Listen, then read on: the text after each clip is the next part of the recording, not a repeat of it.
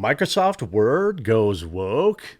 Well, if you're not in the know, Microsoft products have long been woke, including some heinous backdoor rules and surveillance that you may not know about.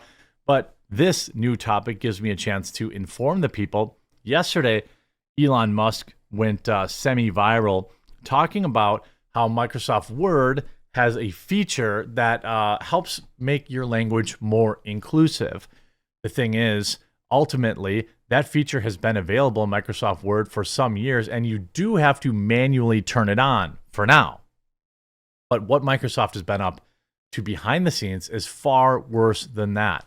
So we'll start with the light appetizer of Microsoft Word, and I'll show you just how Microsoft is reading everything you write, text, save on your computers, and will use that to restrict your access to software you've paid for.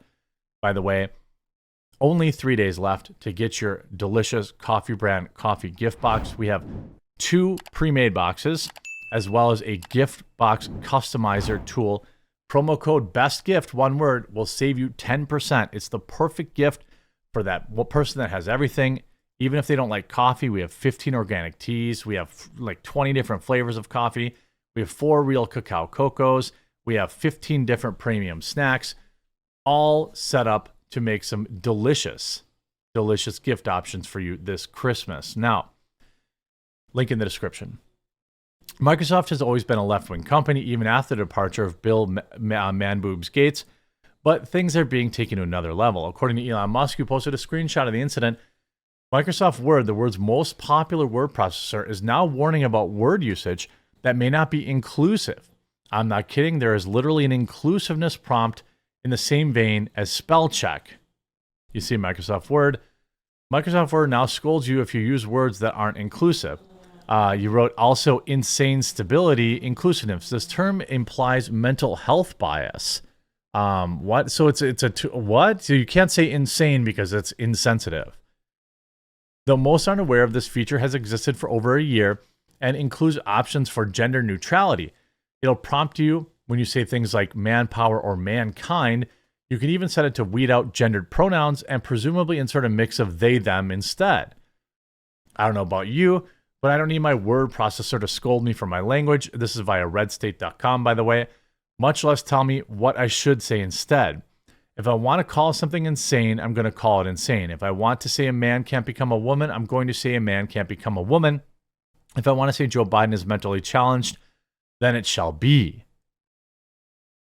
I'm not sure most people understand the game that's being played here. Wokeness is pervasive. It seeks to embed itself in the most innocuous of places, with the big point being actually gradually condition otherwise unsuspecting people over time. That is true.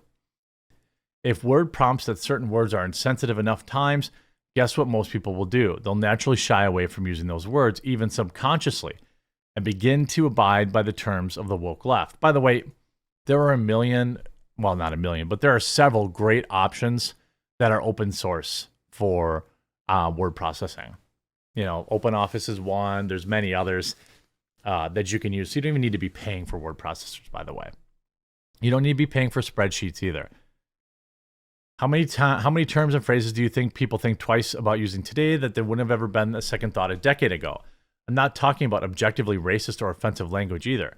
Heck, people can't even use normal gender pronouns anymore in certain parts of the country without risking harassment and viral videos being taken. That is the condition. The conditioning is the point.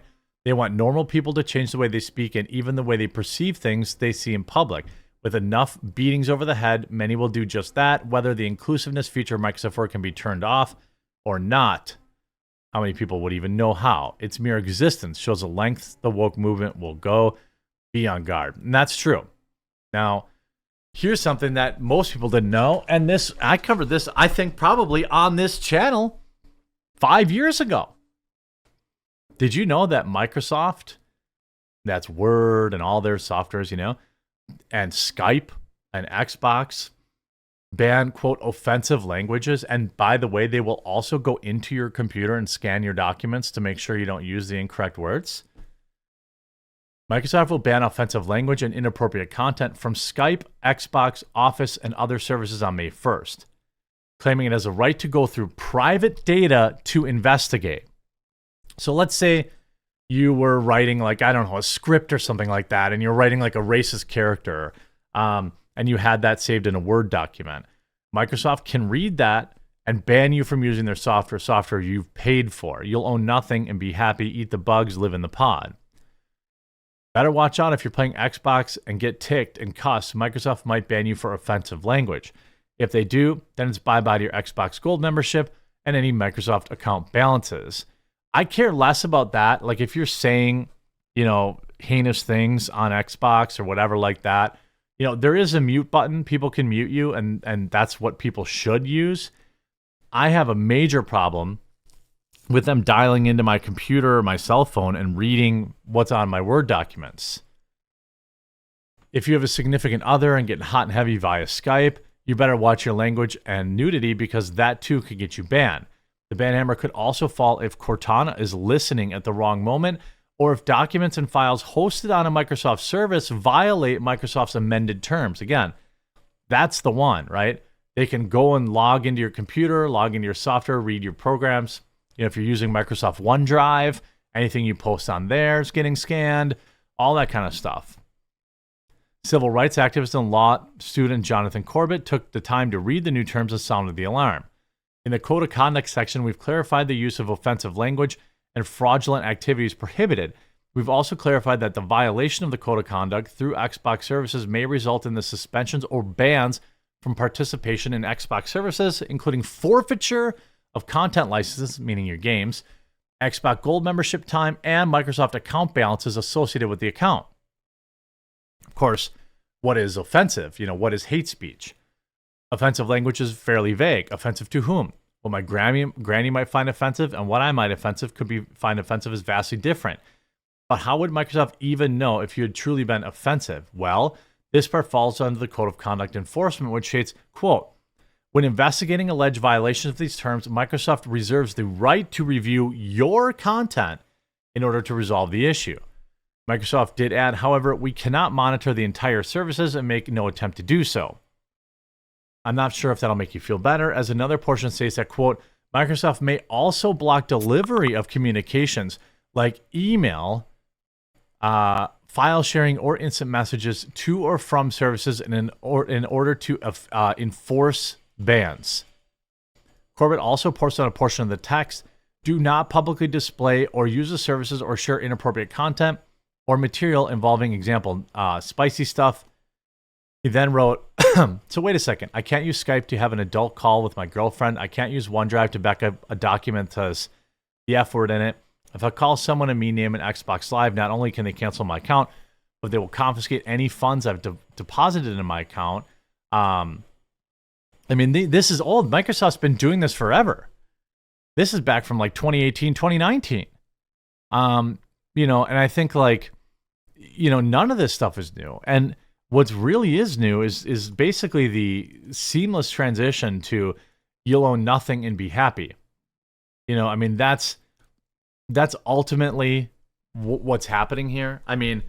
You see in this top shelf, it's probably all glary now, but these are games from my childhood, from the Nintendo Entertainment System, that at any moment I could turn on a Nintendo, plug in, and play in their entirety. You could do so all the way up through basically Xbox 360-ish. Then began the slow transition to digital licensing, cloud saving, which are in general, they have a lot of non-nefarious benefits. I use the cloud to send video files back and forth with my video editors, so I can have employees from around the world. One of them lives in the UK, one of them lives in Illinois, another, so I have employees all over the world. And the cloud is important for that. That said, I would probably rather use point-to-point VPNs or something like that than risk, Microsoft saying, oh, there was something offensive in the meme you made, so we ban your account. How often does Microsoft actually enforce this? I don't know. It's probably not as often as we might think, but it's a stark reminder that you own nothing. Physical media is still king, and there will be a point in the very near future where you won't even be able to get anything on physical copies anymore. And everything is just a license fee, and that anything you say out in the real world means they can take away your video games and the novel you were writing and your college thesis and all this kind of stuff. It's very scary, and it's been going on for years. So just keep your head on a swivel. Stay informed. If you enjoyed this video, please do hit that subscribe button down below, and we'll talk to you again real soon.